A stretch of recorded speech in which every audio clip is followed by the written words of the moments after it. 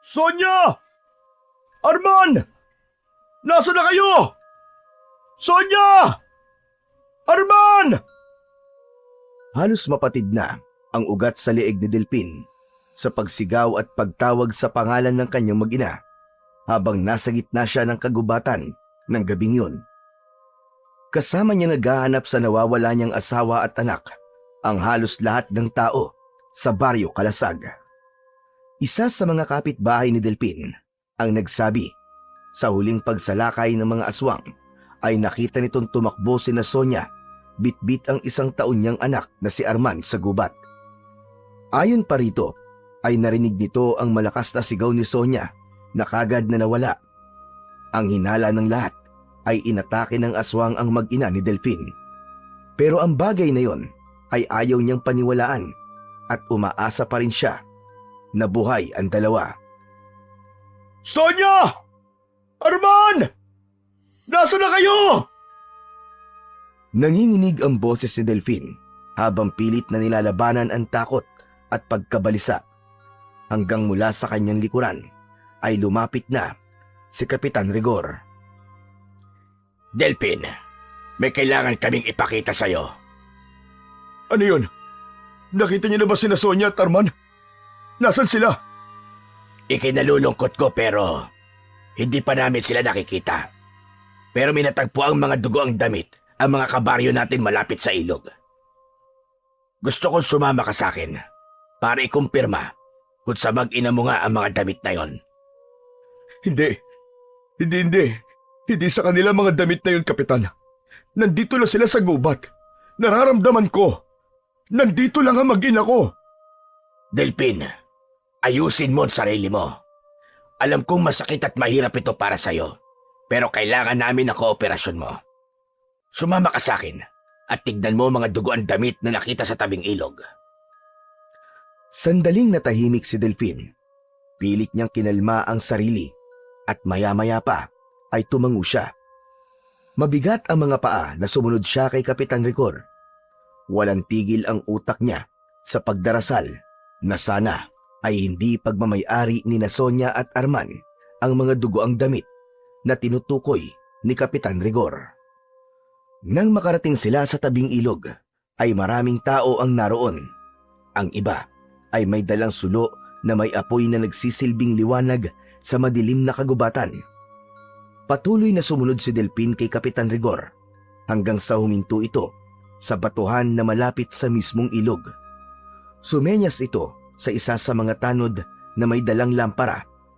Inilapit ng tanod ang lampara sa tabi ng batuan at doon ay nakita ni Delphin ang 2 piraso ng damit, isang bestida at isang t-shirt na pambata.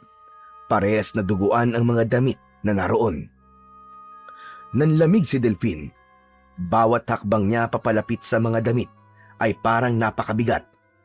Nilapitan niya ang dugoang tela at nanginginig ang mga daliri nang hawakan niya ang mga yon. Kinilabutan si Delphin. Hindi siya maaaring magkamali. Sa mag-ina nga niya ang mga dugoang damit. Hindi ito maaari. Hindi patay ang mag-ina ko. Walang naglakas ng loob na magsalita. Kahit si Kapitan Rigor ay tahimik lang na nakatingin kay Delphin. Nangihinang napaluhod sa lupa si Delphin at halos mawalan ng malay sa bigat ng kanyang pakiramdam. Niyakap niya ang mga damit hanggang sa hindi na niya napigilan ang pagkawala ng mga luha niya. Pinakawalan ni Delphin ang malakas na pag-atungal. Ang dating matapang at walang kinatatakutan na si Delphin ay biglang nawala ng sandaling yon at nakita ng mga tao ang pagluluksa niya sa pagkawala ng kanyang mag-ina. Ilang araw na ang lumipas, simula na matagpuan ang dugoang damit ni Sonya at Arman sa gubat. Simula noon ay palagi nang nasa loob ng bahay niya si Delphin. Wala na siyang ganang kumain, wala siyang lakas na bumangon, at lalong wala na siyang nakikitang dahilan para ipagpatuloy pa ang buhay. Maya-maya ay nakarinig si Delphin ng yabag sa labas.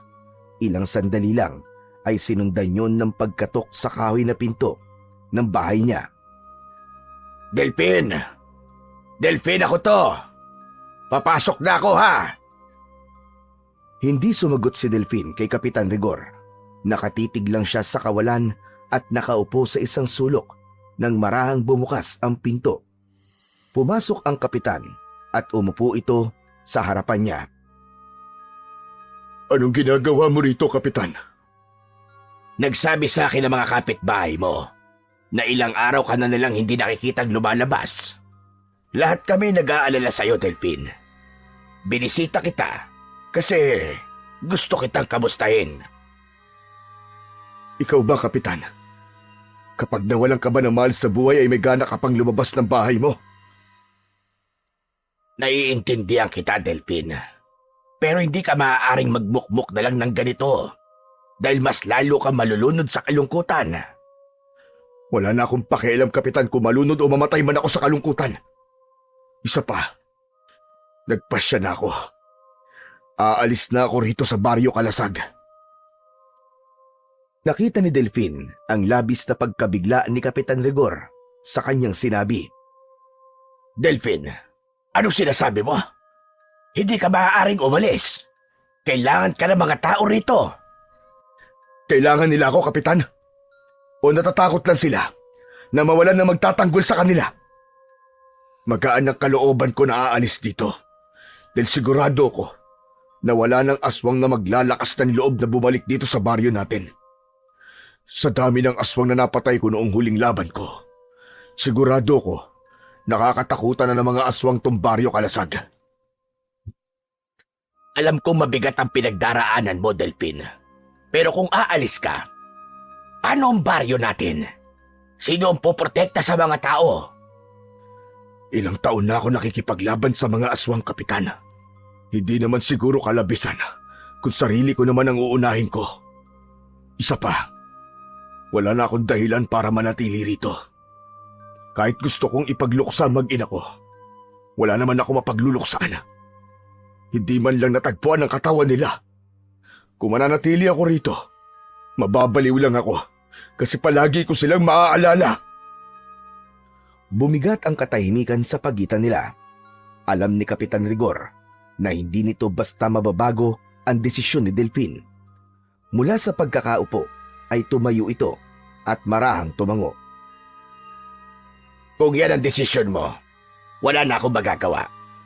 Pero sana, isang araw ay makatagpo ka ng dahilan para lumaban muli.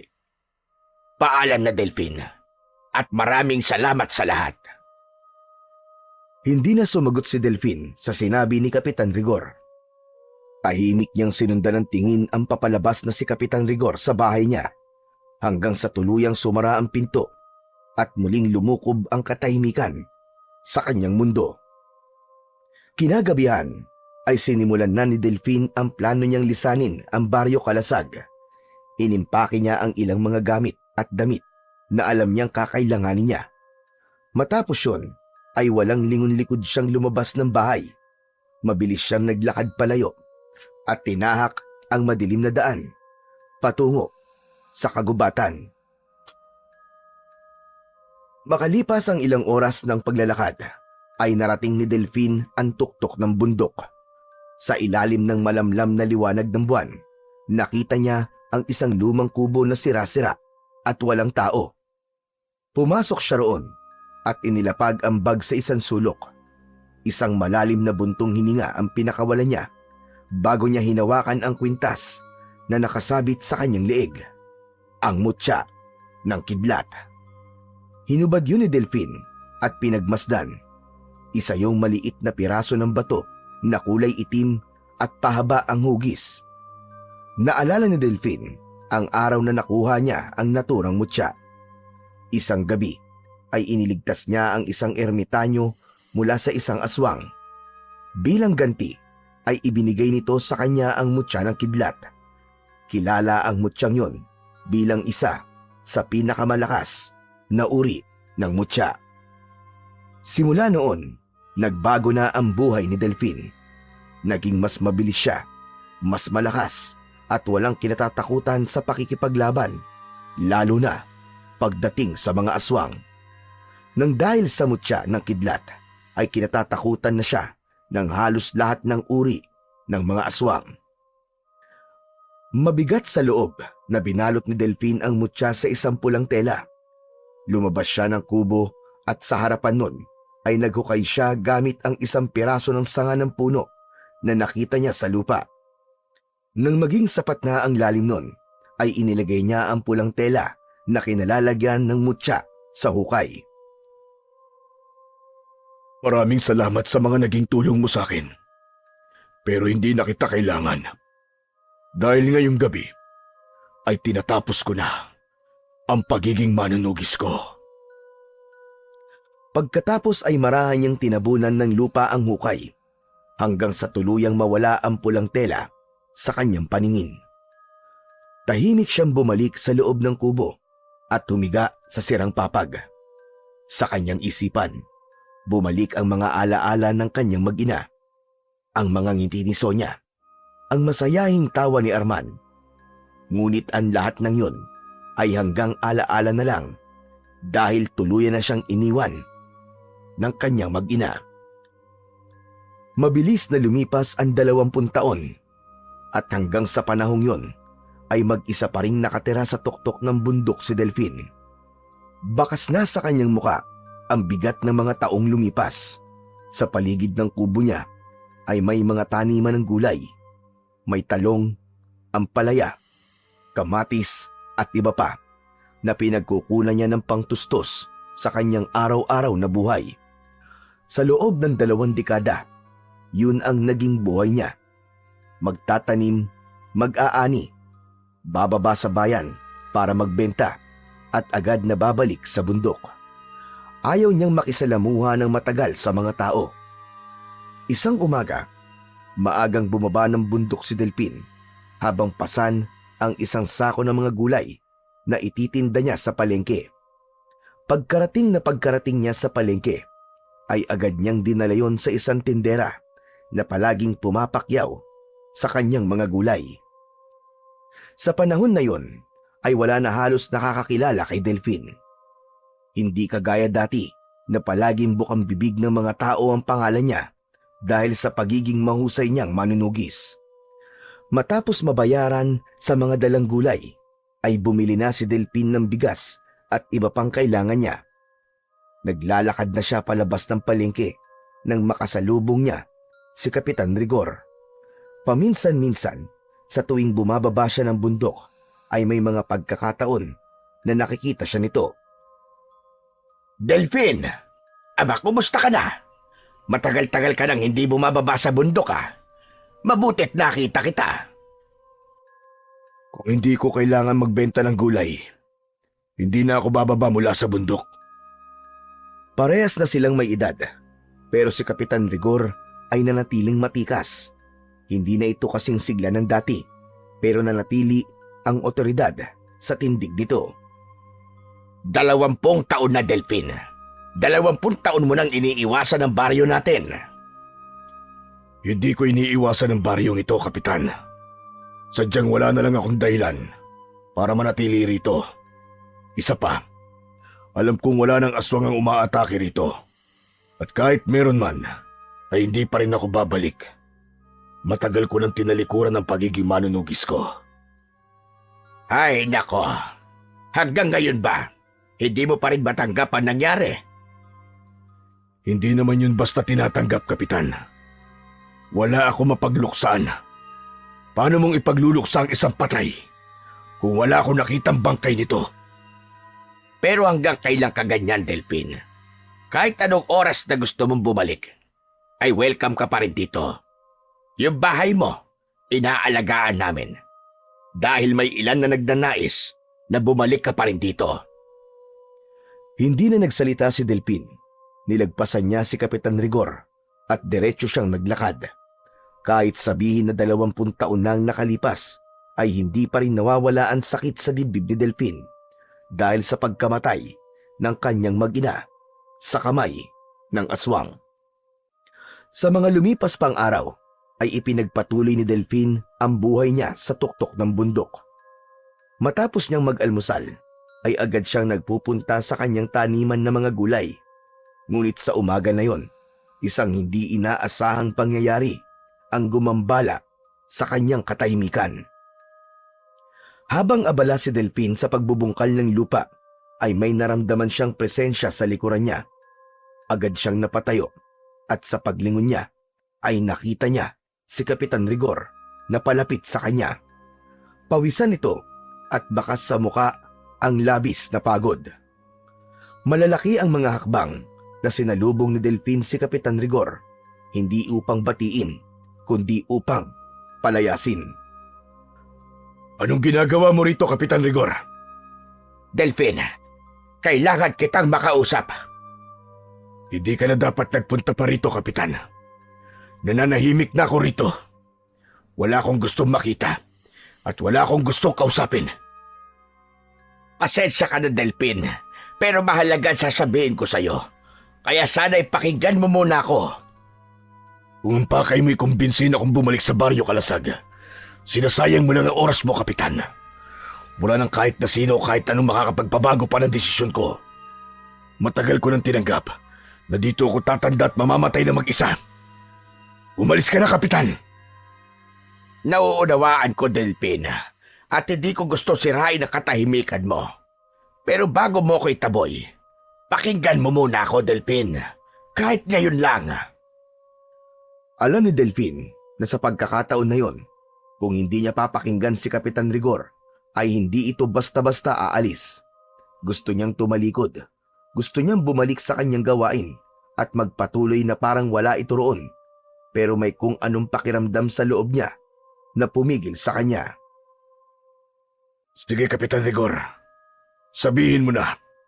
Pero pagkatapos ito, ayoko nang makita ka rito ulit. Bilisan mo at nasasayang ang oras ko, Rigor. 2 gabi nang may sumasalakay na mga aswang sa Baryo Kalasag, Delphine. Marami na namang namamatay. Bahagyang napakunot ang noo ni Delphine, ngunit nanatili siyang kalmado. Bakit hindi mo nalang turuan ng mga kalalakihan kung paano ipagtanggol ang sarili nila at ang baryo? Kung karaniwang aswang lamang ang mga kalaban namin, ay maaaring kaya namin. Hindi na kita gagambalain pa rito. Pero ang mga aswang na sumasalakay ngayon sa baryo ay pinamumunuan ng isang agaras. Natigilan si Delphine nang marinig ang salitang agaras. Ang agaras ay hindi tulad ng karaniwang aswang dahil ito ay isang isinumpang uri ng aswang na may pambihirang lakas at hindi basta-basta tinatablan ng sandata. Bukod doon, kinatatakutan ang agaras hindi lamang ng tao kundi pati na rin ng iba pang mga aswang. Gamit ang itim nitong mahika, ay kaya nitong pasunurin ang mas mahihinang aswang at gawin itong alipin. At ang pinaka nakakatakot sa lahat, kahit mamatay ang isang agaras, ang sisiw sa loob ng katawan nito ay maghihintay lamang ng susunod na karapat-dapat na tagapagmana. Di ko na problema yan, Rigor. Kahit agaras o bangkilan, haray mo doon, o kahit na anong uri pa ng aswang ang umatake sa Baryo Kalasag, ay labas na ako riyan. Inuulit ko, matagal ko nang tinalikuran ng pagiging manunugis. Pero Delphine, ikaw lang ang pag-asa ng baryo. Lalo na't tangan mo ang mutya ng kidlat. Sinabi ko na sa iyo, Rigor, wala na makakapagpabago pa ng desisyon ko. At ang sinabi mong mutya ng kidlat, wala na yun sa akin.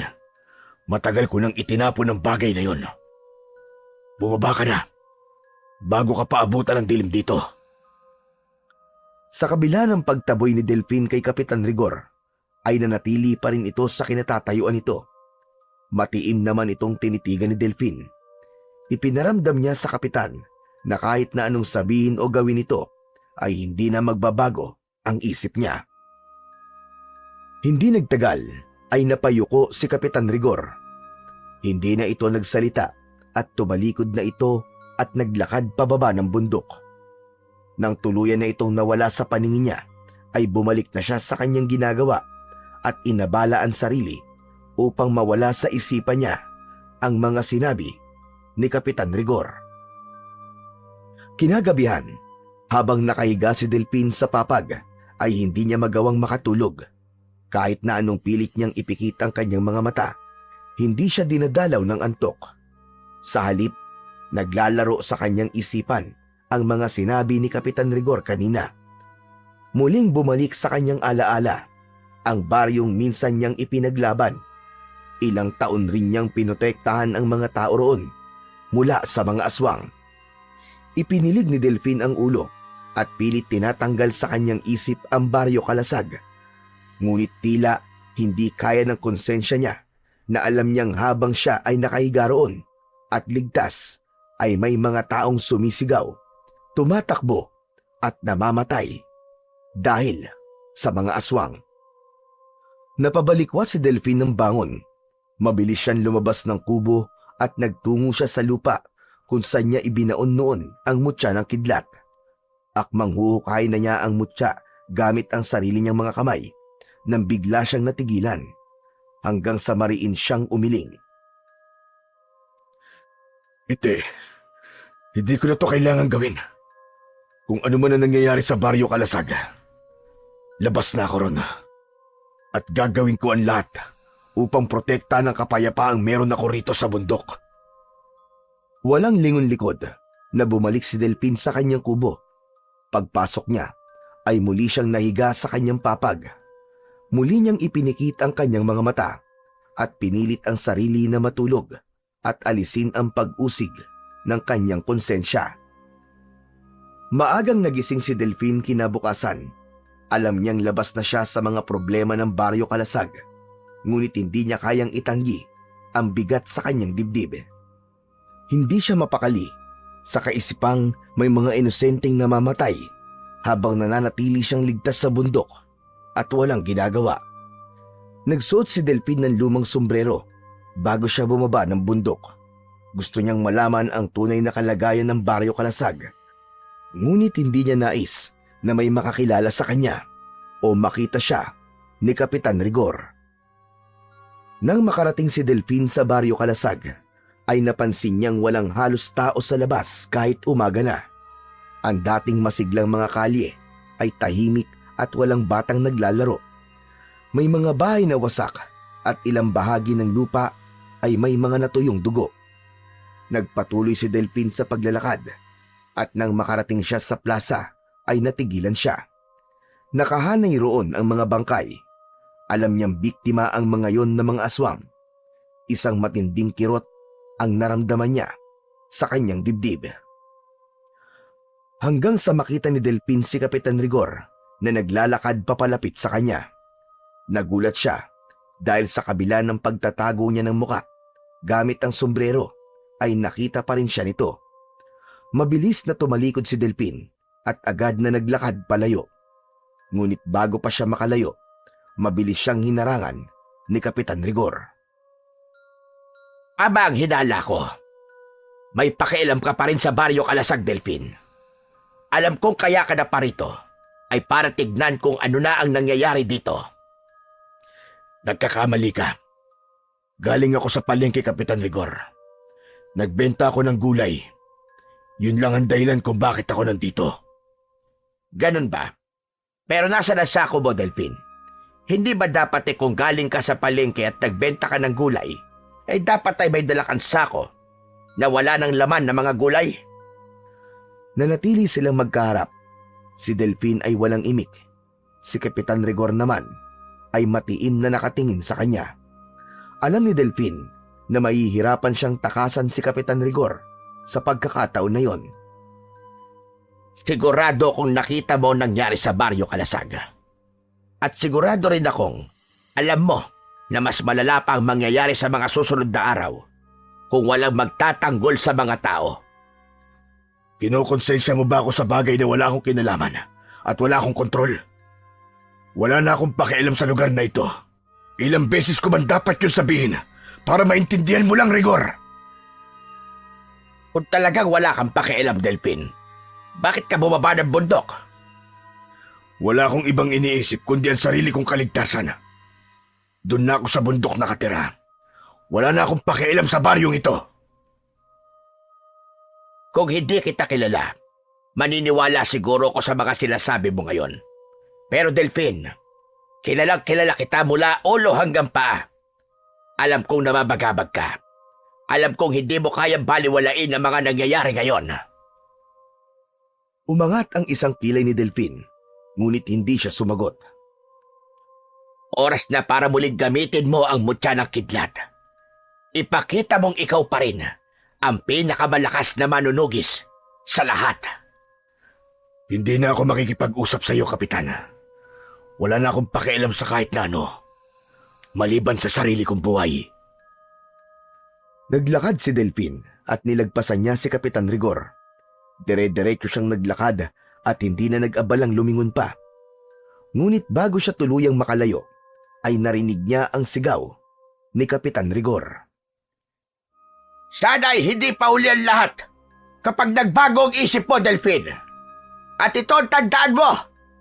Walang halaga ang buhay mo kung puro sarili mo lamang ang iyong iniisip. Tumiim ang bagang ni Delphine. Hindi siya tumigil sa paglalakad, ngunit sa bawat takbang niya papalayo, ay ramdam niyang may bumibigat sa loob niya.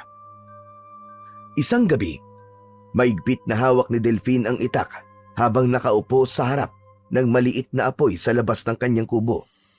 Malamig ang simoy ng hangin sa bundok, pero hindi yun sapat para pahupain ang apoy na nagliliyab sa kanyang dibdib.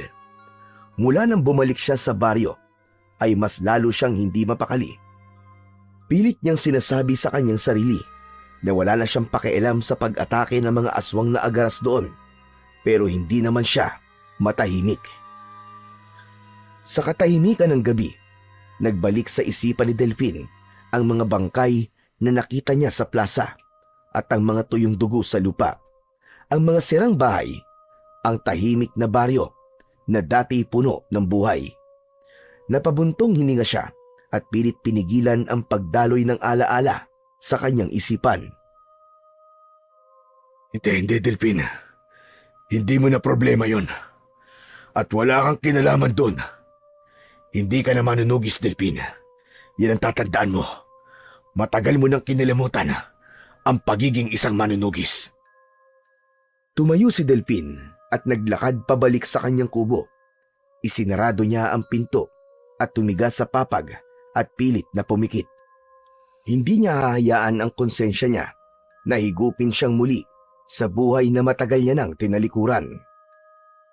Maagang bumangon si Delphine ng umagang yon upang simulan ang kanyang mga gawain. Ang una niyang ginawa ay ang magsibak ng kahoy sa harap ng kanyang kubo. Ngunit hindi nagtagal ay may narinig siyang mga yabag na papalapit. Mabilis niyang napagtanto kung sino yon. Bago pa niya ito lingunin, nakita niya si Kapitan Rigor na papalapit sa kanya at tuminto sa kanyang harapan. Alam ko kung bakit ka nandito, Kapitan. Pero sinasabi ko na sa iyo ngayon, hindi pa rin nagbabago ang isip ko at kahit kailan, hindi na magbabago.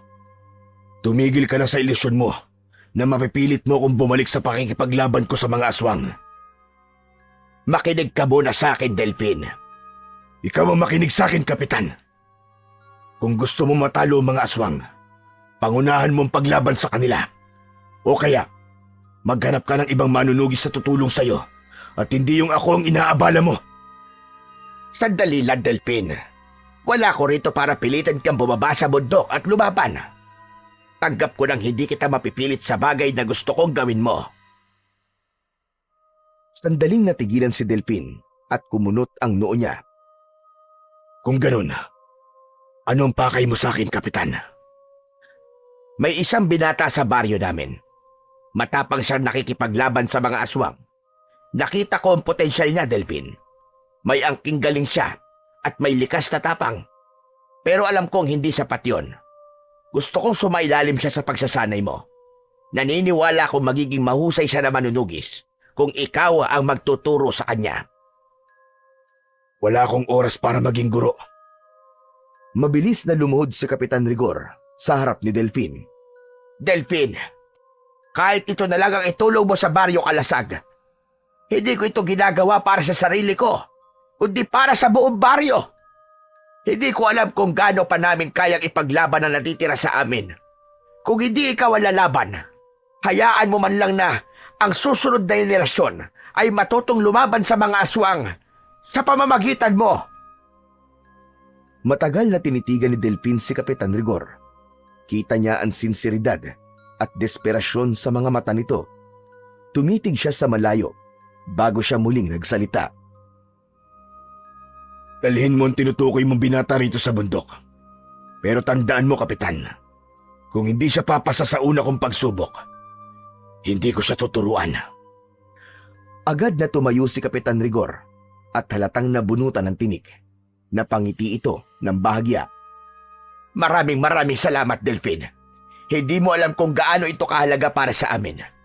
Aalis na ako at bukas ng umaga ay babalik ako kasama ng binatang tinutukoy ko. Maraming salamat ulit sa iyo, Delfin. Pinanood lang ni Delfin ang kapitan habang paalis ito. Ngunit sa kaloob-looban niya, alam niyang isang hakbang na naman ang ginawa niya, pabalik sa mundong pilit niyang iniiwasan. Nang mawala sa paningin ni Delfin si Kapitan Rigor, ay bumalik na siya sa kanyang gawain. Ngunit hindi niya magawang sibakin ang kahoy na nasa harapan niya dahil hindi niya maalis sa isip niya ang naging usapan nila ni Kapitan Rigor at ang desisyong binitiwan niya. Kinuha niya muli ang kahoy na dapat niyang sibakin. Ngunit sa pagkakataong yon, hindi niya agad na ibaba ang itak. Hindi niya maalis sa isip ang naging usapan nila ng kapitan. Sa halip na gumaan ang loob niya, para bang lalo pang bumigat ang kanyang dibdib. Napakaraming taon na niyang pinaninindigan na wala na siyang pakialam sa Baryo Kalasag. Itinapon na niya ang responsibilidad na minsang nakaatang sa kanya bilang isang manunugis. Ngunit hindi niya maintindihan kung bakit niya tinanggap ang alok ni Kapitan Rigor na sanayin ang isang binata na maging kagaya niya. Gaya ng nakasanayan ay maagang nagising si Delfin kinabukasan. Matapos ihanda ang sarili ay lumabas siya at naupo sa mahabang upuan sa harap ng kanyang kubo. Hawak niya ang tasa ng isang mainit na kape. Humigop siya sa baso habang nakatingin sa asul na kalangitan. Ang tagal naman nila. Dapat nandito na sila. Nasa malalim siyang pag-iisip nang marinig niya ang kaluskos sa hindi kalayuan. Mula sa kakahuyan ay lumabas si Kapitan Rigor kasama ang isang binata. Matangkad ito, may matipunong pangangatawan at kita sa postura ang disiplina. Maitim ang buhok nitong may malalaking kulot. Matalim ang tingin at may sugat sa kanang pisngi na hindi pa ganap na naghihilom. Nakasuot ito ng itim na damit na walang manggas at isang lumang pantalon. Kahit paano, nakita ni Delfin ang isang bagay sa mga mata ng binata. Isang pagkauhaw sa laban. Isang diwa ng isang taong handang gawin ng lahat para sa isang adikain. Ngunit hindi sapat ang pakiramdam na yon para masabing karapat-dapat nga ito. Isang malaking ngiti ang pinakawalan ni Kapitan Rigor nang nasa harapan na ito ni Delfin. At hindi na nito nagawang makapagsalita ng mabilis nang damputin ni Delfin ang itak na nakapatong sa upuan. Mabilis na inatake ni Delfin ang binata. Akmang tatagain ni Delfin ang binata pero mabilis nitong naiwasan ang kanyang itak at mariin nitong hinawakan ang kanyang pulso. Pinilipit ng binata ang braso ni Delfin at pinigilan niya na mapasigaw sa labis na sakit. Dahil doon ay nabitiwan niya ang itak at bago pa man mahulog ang itak sa lupa ay mabilis yung sinalo ng binata at itinutok ang talim sa kanyang leeg. Nagtagpo ang kanilang mga mata. Kapwa matalim ang kanilang mga titig at walang kumurap sa kanila. Makalipas ang sandali ay pinakawalan na ng binata ang braso ni Delfin. Kasabay nun ay ang paglayo ng itak sa leeg niya. Hindi naman ipinakita ni Delfin ang sakit na naramdaman niya mula sa pagkakapilipit ng kanyang braso. Sa halip, tinitigan niya lang ng matalim ang binata. Doon na pagtanto ni Delfin na malakas ito at mabilis kumilos. Delfin, bakit mo naman inatake si Fidel? Siya ang binatang sinasabi kong dapat mo sanayin. Yung sinasabi kong pagsubok, ay nagawa niyang malampasan. Gusto niyo ba ng kape, Kapitan? Abay sige, tamang-tama. Dahil hindi pa kami nag-aalmusal. Tumalikod si Delfin at pumasok sa loob ng kanyang kubo upang ipagtimpla ng kape ang dalawa. Pagkasara ng pinto, sa kanya lang hinilot ang kanyang braso at napangiwi ng bahagya. Hindi niya inasahan na ganun kalakas ang binatang kasama ni Kapitan Rigor. Sa kabila ng sakit na dulot ng engkwentro nila kanina, may kakaibang sigla siyang naramdaman. Isang bagay na matagal niya nang hindi naramdaman mula nung iniwan niya ang pagiging isang manunugis. Matapos magtimpla ng kape, ay lumabas si Delfin ng kubo. Inabot niya sa dalawa ang kape na dala niya at muli siyang umupo sa mahabang upuan. Maraming salamat po. Ako po pala si Fidel. Marami na pong naikwento sa akin si Kapitan Rigor tungkol po sa inyo.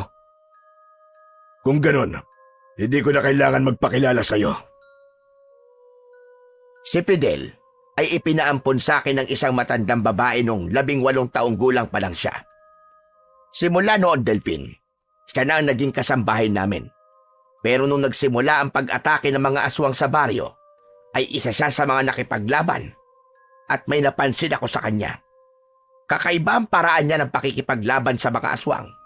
Walang takot, mabilis, at alam niya kung anong dapat niyang gawin. At alam mo ba, Delfin, nakikita ko sa kanya ang sarili mo nung kabataan mo. Isang saglit na katahimikan ang namayani.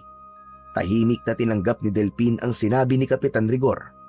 Alam niyang malaki ang tiwala nito kay Fidel. Inilapag niya ang tasa ng kape sa kanyang tabi at tinitigan si Fidel ng diretso sa mata. Kung ganon, handa ka na ba talaga sumailalim sa pagsasanay ko, Fidel? Ipapaalala ko sa'yo na hindi biro ang gagawin natin pagsasanay.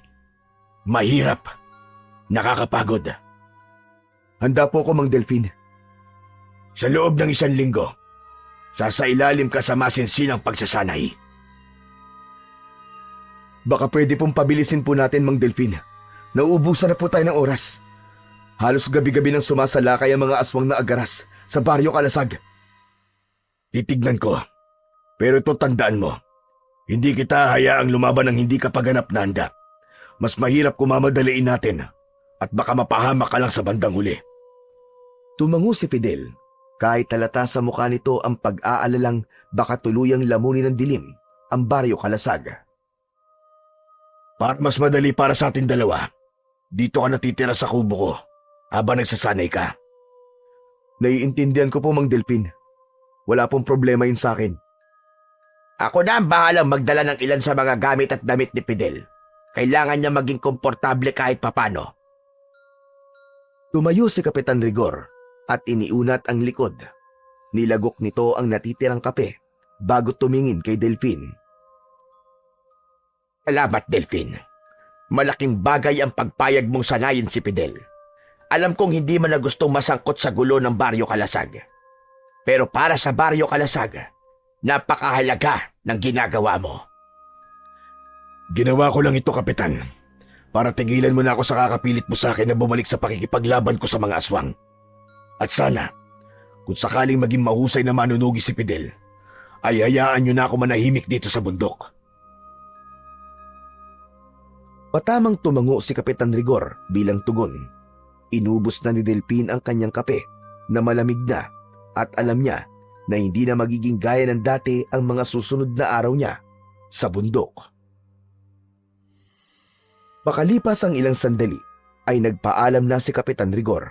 Nang makaalis na ito ay bumaling si Delfin kay Fidel. Nakapamulsa siya at nakatitig sa binata. Magpahinga ka na muna. Bukas, sisimulan na natin ang pagsasanay.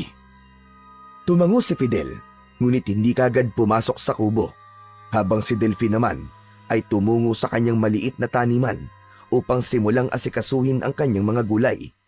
Kinuha niya ang isang kahoy na pambungkal at sinimulang himayin ang lupa upang muling taniman ng bagong binhi.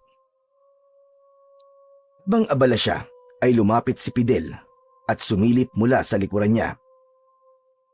Gusto niyo bang tulungan ko po kayo? Wag na. Masanay akong mag-isa sa mga ganitong bagay. Sa halip na sumunod, yumuko si Fidel at kinuha ang isa pang pambungkal ng lupa. Sinimulan nitong tumulong sa pagbubungkal sa kabila ng pagtutol ni Delfin. Napatingin si Delfin kay Fidel at bahagyang napailing, ngunit hindi niya na ito pinigilan pa. Hinayaan na lang niya ito. Sandali silang nagtrabaho ng walang imikan bago muling nagsalita si Delfin. Totoo bang ampon ka ni Kapitan Rigor? Parang gano'n na nga po, Mang Delfin. Pero hindi po ako basta inampon. Naging kasambahay po niya ako. Nasaan na mga magulang mo? Yung tunay mo mga magulang. Namatay po ang nanay ko nung 15 anyos pa lamang po ako dahil sa malubhang sakit. Wala po kaming pera, kaya hindi ko na po siya napatingin sa doktor. Kaya hindi ko na po nalaman kung ano po ang sakit niya. Ang tatay ko naman po ay hindi ko po nakita. Ang sabi po ni nanay namatay po siya nung sanggol pa lang ako. Nang mawala po si nanay, nakitira po ako sa isang matandang babae na kapitbahay namin sa Maynila. Pero nung hindi na po niya ako kayang buhayin, dinala po niya ako sa Baryo Kalasag. Taga rito raw po kasi siya. Ibinigay na lang po niya ako kay Kapitan Rigor.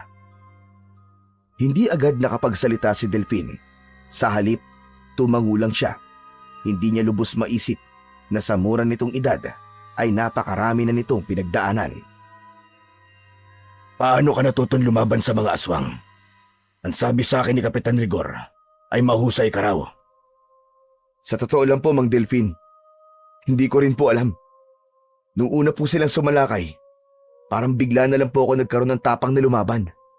Para po bang likas na po sa akin ang gawin yun? Ginamit ko lang po kung anong meron ako para ipagtanggol po ang mga tao sa Baryo Kalasag. Natahimik si Delfin at tinitigan lang si Fidel. Sa hindi niya maipaliwanag na dahilan, may kung anong pakiramdam na bumalot sa kanya. Parang may kung anong koneksyon siya sa binatang ito na para bang matagal na silang magkakilala. Kahit ngayon lang sila nagkasama. Ang sumunod na araw, madaling araw pa lamang ay nagising na si Delfin. Lumabas siya ng kubo at agad niyang napansin si Fidel na nakaupo sa isang lumang bangko sa labas. Malayo ang tingin nito at parang malalim ang iniisip. Lumapit siya rito at tumayo sa tabi nito. Ang aga mo namang nagising. Kumusta ang tulog mo? Ang totoo po niyan, Mang Delfin, hindi po ako nakatulog. Dapat natulog ka. Maghapon tayo magsasanay ngayon. Baka hindi mo kayanin kapag wala kang tulog. Sinubukan ko naman po matulog Pero hindi po talaga ako dalawin ng antok. Namamahay pa po siguro ako. Saka nag-aalala pa rin po ako sa Baryo Kalasag. Baka umatake na naman po doon ng mga aswang. Bakit ba ganyan na lang ang pag-aalala mo sa Baryo Kalasag? Bago ka lang doon, hindi ba? Hindi ko rin po alam, Mang Delfin. Pero pakiramdam ko po, matagal na po ako nakatira sa lugar na yun. Parang doon talaga ako dapat. At gusto ko manatili roon. Doon ko gustong manirahan habang buhay. Kaya gagawin ko po ang lahat para bumalik ang kapayapaan sa lugar na yun. Hindi agad sumagot si Delfin. Tinitigan lang niya si Fidel at sinubukan niyang basahin kung saan nanggagaling ang damdaming yun ni Fidel. Ilang saglit ang lumipas bago siya muling nagsalita. Halika na, mag-almusal na tayo. Pagkatapos natin kumain, magpapahinga lang tayo ng konti. Pagkatapos ay sisimulan na natin ang pagsasanay mo. Nauna nang pumasok si Delfin sa kubo. Hindi niya maitatanggi na maganda ang hangarin ni Fidel. Ang hindi lang siya sigurado ay kung kakayanin ba nito ang kanilang pagsasanay. Pagkatapos nilang mag-almusal ay tumayo si Delfin at nagtungo sa isang sulok ng kanyang kubo. Mula roon ay hinila niya ang isang mahabang kahon na gawa sa matibay na kahoy. Kulapol na yon ng matagal na alikabok. Pinagpag niya yon gamit ang kamay. Saka huminga ng malalim bago tinawag si Fidel. Agad namang lumapit si Fidel at napatitig sa kahon Halata ang pagtataka sa mukha ng binata. Ano po yan, Mang Delfin? 20 taon na nakalilipas. Simula nang itabi ko ito. Ilang beses ko nang sinubukang itapon ang kahon na to. Pero ewan ko ba at hindi ko magawa. Ngayon alam ko na kung bakit. Magkakakilala pala tayo, Fidel. At pakiramdam ko, ikaw na ang dapat gumamit ng mga laman nito. Dahan-dahang binuksan ni Delfin ang kahon at sa loob ay naroon ang iba't ibang sandata laban sa mga aswang. Mga patalim, balaraw, itak at isang buntot ng pagi. Napanganga si Fidel sa pagkamangha. Ang dami naman po niyan, Mang Delfin. Kung gusto mong lumaban sa mga aswang, dapat matutunan mong gamitin ang isa o dalawa sa mga ito. Kaya hayaan kitang pumili ng kahit isa o dalawa sa mga sandata na narito. Pakiramdaman mo sila at alamin mo kung alin sa mga ito ang meron kang koneksyon. Tumingin si Fidel sa mga sandata na para bang pinag-aaralan nito ang bawat isa. Sa huli, dinampot nito ang isang balaraw na may ukit ng sinaunang baybayin sa hawakan nito. Kasunod nun ay kinuha nito ang buntot ng pagi na kilalang epektibong panlaban sa mga halimaw. Ang dalawa pong ito ang pinipili ko, Mang Delfin. Napangiti si Mang Delfin, saka tumango. Marunong kang pumili, Fidel. Nung manunugis pa ako at nakikipaglaban sa mga aswang, ang dalawang yan ang madalas kong gamitin. Napatingin si Fidel kay Delfin at nakita niya ang determinasyon sa mga mata nito. Masaya siya na ang balaraw at buntot ng pagi ang pinili nito dahil ibig sabihin ay mas magiging madali para sa kanya na turuan itong gamitin yon. Muling isinara ni Delfin ang kahon. Sa pagkakataon na yon ay naging malakas ang pakiramdam niya na magiging mahusay na manunugis si Fidel. Basta magabayan niya lang ito ng mabuti. Matapos yun ay lumabas na si Delfin at Fidel mula sa kubo. Bitbit ni Fidel ang balaraw at buntot ng pagi. Tumungo sila sa likod ng kubo kung saan mas patag at malawak ang lupa. Tahimik na pinagmasdan ni Delfin ang paligid bago humarap kay Fidel. Ang balaraw na hawak mo ay hindi isang ordinaryong patalim. Matagal na itong ipinapasa mula sa henerasyon ng mga manunugis. May mga ukit itong mga lumang dasal na sinasabing nagbibigay lakas sa may hawak nito.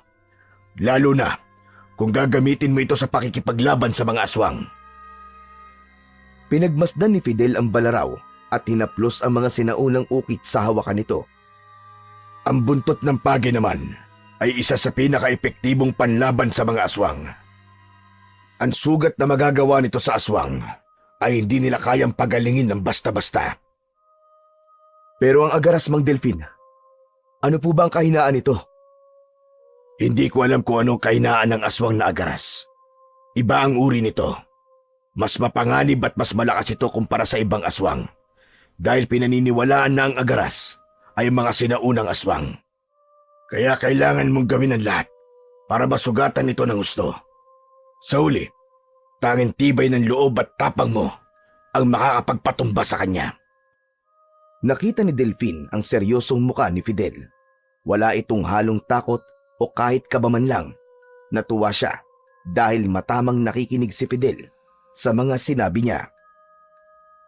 Sa gitna ng kanilang usapan ay biglang dumating si Kapitan Rigor na may dalang malaking bag na nakasukbit sa balikat nito. Ibinaba nito yon at lumapit kina Delfin. Ito na lahat ng gamit mo, Fidel. Damit at ilang pakakailangan mo. Kompleto na yan. Nagpasalamat si Fidel saka kinuha ang bag. Napansin ni Kapitan Rigor ang mga sandatang hawak nito at tumango ito na may kasiyahan sa muka. Balaraw at buntot ng pagi. Ang mga yan ba ang gagamitin mo laban sa mga aswang? Opo, Kapitan. Siya mismo ang pumili ng mga yan, Rigor. Magaling. Naalala ko tuloy. Yan din ang madalas mong gamitin noon, Delfin.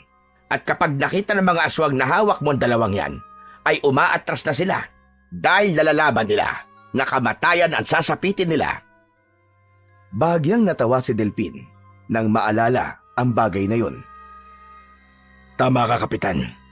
Pero ngayon, si Fidel na ang gagamit ng mga yan. Sana'y magamit niya ng tama. Tumingin si Kapitan Rigor kay Fidel. Galingan mo, Fidel. Ang buong baryo Kalasag ay umaasa sa'yo. Alam mo kung gaano kabigat ang problemang kinakaharap natin ngayon. Huwag po kayong mag-alala. Gagawin ko po ang lahat para hindi tayo mapahiya kay Mang Delfin, Kapitan. Ngayon pa lang ay nagpapasalamat na ako sa iyo, Fidel. At sa iyo rin, Delfin. Tatanawin kong napakalaking utang na loob ito sa iyo. Pero kailangan ko nang umalis. Kailangan din namin maganda habang nagsasanay kayo rito. Matapos yun ay tumalikod na si Kapitan at naglakad pababa ng bundok. Nang sina Delfin at Fidel na lang ang naroon, ay tinapik ni Delfin sa balikat si Fidel. Matapos yun, ay pansamantalang kinuha ni Delfin ang mga sandatang hawak ni Fidel. Bagya siyang lumayo dito. Balaraw at buntot ng pagi ay mas magiging epektibo laban sa aswang kung gagamitin ng sabay. Ang balaraw para sa malapitang pag-atake, habang ang buntot ng pagi ay para sa malayuan. Panoorin mo muna ako kung paano ko to gamitin, Fidel.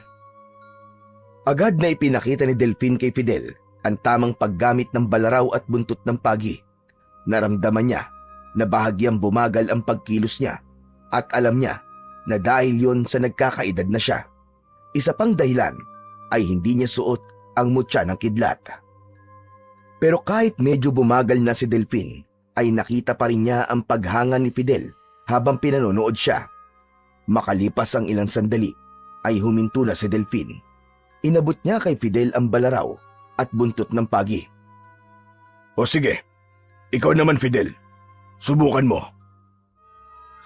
Napalunok si Fidel, pero hindi ito umatras. Huminga ito ng malalim. Hinawakan ng sandata at ginaya ang mga galaw na ipinakita kanina ni Mang Delfin. Isang mabilis na saksak gamit ang balaraw, kasunod ng isang paglatigo ng buntot ng pagi sa ere, ang unang ginawa ni Fidel. Muli nito yung inulit, pero sa pagkakataong yun, ay dinagdagan ng sarili nitong diskarte at paraan ng pag-atake. Nakita ni Delfin ang puwersa at gigil sa bawat galaw ni Fidel. Sa halip na basta lang gayahin si Delfin, tila natural nitong dinadama ang mga sandata at sinamahan nito ng sarili nitong estilo. Nakanganga si Delfin habang pinapanood si Fidel. Hindi niya inaasahang ganong kabilis nitong matututunan ang teknik niya. Sa loob lang ng ilang minuto, hindi lang ito basta natuto, kundi nagpakita pa ito ng sariling diskarte. Naramdaman ni Delfin na tila likas na talaga kay Fidel ang pakikipaglaban na para bang galing ito sa lahi ng mga mandirigmang manunugis. Matapos ang ilang minuto, ay tumigil na si Fidel. May kasiyahang nakapintas sa mukha nito at hindi man lang ito hinihingal. Lumapit si Delfin at tinapik ito sa balikat habang may paghangang nakaukit sa kanyang mukha. Hindi ako nagkamali sa pagtuturo sa iyo. At higit sa lahat, hindi nagkamali si Kapitan Rigor sa pagpili sa iyo bilang bagong tagapagtanggol ng Baryo Kalasag. Maraming salamat po, Mang Delfin. Isang malaking karangalan po na marinig mula sa inyo mga salitang yan. Ipagpatuloy mo lang ang ginagawa mo, Fidel, at darating ang panahon na baka malagpasan mo pa ang lakas at husay na meron ako. Napalunok si Fidel sa bigat na mga salitang yon ni Mang Delfin. Pero sinabi yun ni Delfin hindi para ma-pressure si Fidel, kundi upang mas lumaki pa ang tiwala nito sa kanyang sarili. Lumipas ang mga araw at araw-araw ay sumasailalim si Fidel sa matinding pagsasanay sa paggabay ni Mang Delfin. Tuwing umaga, bago sumikat ang araw, nasa likod na sila ng kubo upang simulan ang kanilang pagsasanay. Isang umaga, habang nasa gitna ng pagsasanay, ay pinagmasdan ni Delfin si Fidel. Sa bilis ng pag-atake nito, sa husay nitong umiwas at sumalag, ay sigurado siyang kaya na nitong patayin ang kahit pinakamabangis na aswang, gaya ng ginagawa niya noon. Hanggang sa naisip ni Delfin Nasubukan palalo si Fidel. Magaling, Fidel. Ngayon, subukan mong umatake sa akin. Napakurap si Fidel. Hindi pa kailanman naghamon si Mang Delfin ng harapang labanan sa buong panahon ng kanilang pagsasanay. Sa kabila ng kaba ni Fidel ay tumango ito at agad na pumosisyon. Sa isang iglap, nagsagupaan silang dalawa. Ang buntot ng pagi ni Fidel ay humagupit sa ere, ngunit sinalagyo ni Delfin gamit ang balaraw. Isang mabilis na suntok ang pinakawalan ni Delfin, pero naagapan yun ni Fidel at mabilis itong nakaiwas. Napangiti si Delfin. Itinaas niya ang dalawang kamay bilang hudyat na huminto na sila sa paglalaban. Hindi ko inaasahan na aabot ka sa antas na ito sa loob lang ng ilang araw, Fidel. Pinapahanga mo ko. Maraming salamat po, Mang Delfin. Ang lahat po ng ito ay dahil po sa napakagaling niyong guro. Habang nakatingin si Delfin kay Fidel, ay mas lalo niyang nakita ang sarili niya dito. Nung nasa edad niya si Fidel, ay parehas sila ng determinasyon at hangarin. Kaya na siguro niya na tamang tao ang sinasanay niya para maging susunod na tagapagtanggol ng Baryo Kalasag. Isang hapon, matapos ang isang nakakapagod na araw ng pagsasanay, ay nagpahinga sina Delfin at Fidel sa ilalim ng isang malaking puno. Ang malamig na simoy ng hangin ay nagbigay ng konting ginhawa sa kanilang pagod na katawan. Habang nakatanaw sa malayo si Delfin, si Fidel naman ay nakatitig sa kanya na tila may gustong itanong. Matagal na po kayong hindi lumalaban sa mga aswang, di ba? Sabi po ni Kapitan Rigor, 20 taon na simula nang tumigil kayo at dito na kayo sa bundok na nirahan. Bakit po pala kayo tumigil sa pagiging manunugis? Hindi ba sinabi ni Rigor sa iyo kung bakit? Hindi po. Siguro, naisip niya na kayo ang dapat magsabi sa akin ng bagay na yun. Kung yun po ay okay lang po sa inyo. Nanatiling nakatingin sa malayo si Delfin nang magsimula siyang magkwento kay Fidel. Pinatay ng aswang ang mag-ina ko at hindi ko na natagpuan ang mga katawan nila. Simula noon, nawala na ang gana kong lumaban. Alam ko na kahit ilang libong aswang pa mapatay ko, ay hindi na babalik ang mag-ina ko, Fidel. Kaya lumayo ako at iniwan ko ang Baryo Kalasag dahil naniniwala ako noon na kapag ginawa ko yun, ay mawawala ang sakit ng pagkawala nila. Pero nagkamali ako. Hindi pala sagot ang paglayo para mawala ang sakit. Kahit ilang taon na ako mag-isa dito sa bundok, hindi pa rin nawala ang sakit na nararamdaman ko. Kaya Fidel, gawin mo ang lahat para protektahan ang mga mahal mo sa buhay. Para hindi mo maranasan ang naranasan ko. Pangako po, Mang Delfin. Gagawin ko po ang lahat para maging kagaya nyo. Para maprotektahan ko ang mga taong mahalaga sa akin. Huwag mong naising maging kagaya ko, Fidel. Dahil meron kang sariling kapalaran at narito lang ako para gabayan ka. Alam mo, Fidel, habang pinanonood kita sa pagsasanay natin, ay nakikita ko na sa mabuting kamay ang Baryo Kalasag. Hindi ko inakala na isang dayo pa sa lugar na yon ang susunod na magiging tagapagtanggol ng Baryo Kalasag. Natawa si Fidel ng mahina, saka umiling. Kahit naman din po ako, Mang Delfin. Hindi ko rin po yun inakala. Pero, simula po na salakayin ng mga aswang ang Baryo Kalasag, ay nagkaroon na po ako ng kagustuhan na protektahan ito. Kaya malaking tulong po sa akin ang pagsasanay na ginagawa natin. Mas lalo akong lumalakas at mas lalo akong nauunawaan kung paano lalabanan ng mga aswang. Napatingin si Delfin at tumango. May paghanga sa kanyang mga mata habang nakatingin kay Fidel. Sa tingin ko, ay oras na para malaman mo ang bagay na ito, Fidel. Hindi ko alam kung nasabi na ito sa iyo ni Rigor, pero ang lakas na meron ako noon ay hindi lang nagmula sa sarili kong kakayahan. Nung araw, ay meron akong isang bagay na nagbibigay sa akin ng mas matinding lakas. Kaya ako kinatatakutan noon ng mga aswang. Hindi pa po nabanggit sa akin yan ni Kapitan Rigor. Ano po ang bagay na yun? Ang mutya na kidlat.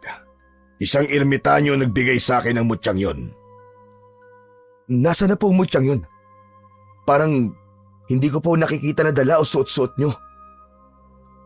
Nang magdesisyon ako huminto sa pagiging manunugis, ay tinago ko yon. At sinabi ko sa sarili ko na hindi ko na yun gagamitin kahit kailan. Pero ngayon nakikita ko ang determinasyon mo at ang potensyal mo, ay napagdesisyonan ko na kapag dumating ang araw na makita kong handa ka na, ay pagkakaloob ko sa'yo ang mutya ng kidlat. Natigilan si Fidel. Nanlaki ang mga mata niya sa sinabi ni Mang Delfin. Halos hindi ito makapagsalita at hindi makapaniwala na pagkakatiwalaan nito ni Mang Delfin sa ganoong kalaking bagay. Salamat po. Maraming salamat po talaga, Mang Delfin. Sa labis na kasiyahan, hindi napigilan ni Fidel ang sarili at niyakap nito si Mang Delfin. Nagulat si Delfin sa ginawa ni Fidel, pero nang maramdaman niya ang yakap nito, ay isang kakaibang pakiramdam ang bumalot sa kanya. Para bang tumalon ang kanyang puso at tila may pamilyar sa yakap na yon. Napalunok si Delfin at dahan-dahang pumikit. May isang alaala na pilit na sumisiksik sa kanyang isipan. Isang yakap na matagal niya nang hindi nararamdaman. Isang yakap na para bang bumalik siya sa panahon na puno pa ng saya at hindi pa binabalot ng hinagpis ang kanyang puso. Marahang inilayo ni Delfin ang sarili niya kay Fidel. Pasensya na po kung bigla ko po kayong niyakap. Sobrang saya ko lang po talaga. Ayos lang yon, Fidel. Pumasok na tayo sa loob at dumidilim na. Kailangan pa nating magluto ng hapunan. Nauna nang tumayo si Delfin at habang naglalakad siya palayo kay Fidel, ay hindi niya alam kung bakit tila may mga luwang nais kumawala sa kanyang mga mata. Isang gabi, tahimik na kumakain sina Delfin at Fidel. Ang liwanag ng gasera ang tanging nagbibigay ng ilaw sa kanilang hapagkainan. Habang sa labas ay maririnig naman ang marahang ihip ng hangin at huni ng mga kuliglig. Mamayang hating gabi, maganda ka, Fidel. Bakit po? Titignan ko kung handa ka na talaga makipaglaban sa agaras. Naisip ko na wala namang mainam na pagsubok kaysa sa aktwal na pakikipaglaban. Pero, paano po natin gagawin yun? Bababa tayo sa bundok. Pupunta tayo sa gubat malapit sa Baryo Kalasag. At maghahanap tayo ng aswang na magiging kalaban mo. Sige po, wala pong problema, Mang Delfin. Ang totoo nga po niyan eh. Gustong gusto ko na po makipaglaban sa mga aswang para magamit ko na po ang lahat na natutunan ko sa inyo. Matapos ang hapunan, ay naghanda na silang dalawa sa pagbaba nila sa bundok. Pagsapit ng hating gabi, lumabas sila Delfin at Fidel ng kubo para bumaba sa bundok. Dala ni Fidel ang kanyang balaraw at buntot ng pagi, habang itak naman ang dala ni Mang Delfin. Tandaan mo ito, Fidel. Ikaw lang ang makikipaglaban. Kung may makita tayong aswang, titignan ko kung handa ka na ba talaga. Tumango si Fidel at hindi na nagtanong pa. Matapos yun, ay sinimulan na nila ang pagbaba sa bundok. Nang marating nila ang paanan ng bundok, nagpatuloy sila sa pagtungo sa kagubatan na nasa dulo ng Baryo Kalasag. Sinimulan na nila ang paghahanap ng aswang. Ilang sandali pa ay may narinig sila na mahina ngunit nakakakilabot na tunog ng ninunguyang laman. Hanggang sa natanaw nila ang isang aswang na nilalapa ang isang patay na baboy ramo. Nagkatinginan sila at nang tumango si Delfin ay alam na ni Fidel ang ibig niyang sabihin. Marahang lumapit si Fidel sa aswang habang si Delfin naman ay nasa likod lang ng isang malaking puno. Agad namang naramdaman ng aswang ang presensya ni Fidel sa paligid at mabilis itong lumingon. Namumula ang mga mata nito na puno ng dugo ang bibig at mga kamay. Walang pag-aalinlangan na sumugod si Fidel. Hinataw nito sa balikat ang aswang gamit ang buntot ng pagi. Napaatras ang aswang at sinamantala yon ni Fidel. Mabilis itong lumapit sa aswang at sinaksak nito sa tagiliran ng aswang gamit naman ang balaraw.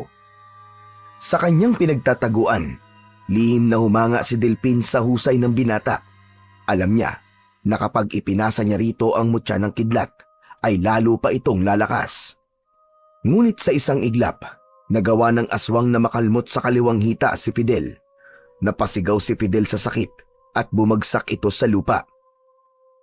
Mabilis na sumugod ang aswang at nakita ni Delphine sa mga mata ng halimaw na handa na nitong tapusin si Fidel.